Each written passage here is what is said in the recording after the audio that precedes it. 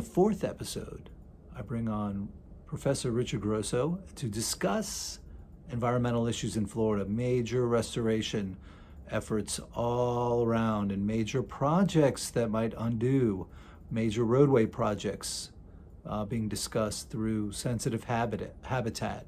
We're talking about all the problems in Biscayne Bay. Is it dead? Can they bring it back to life? What do they need to do? What are they trying to do? And of course, we're gonna spend a lot of time on the Everglades Restoration projects. Tamiami Trail being lifted out of the air, off the ground, to let the water, the natural water flow resume after many years of it not being a flow all the way through.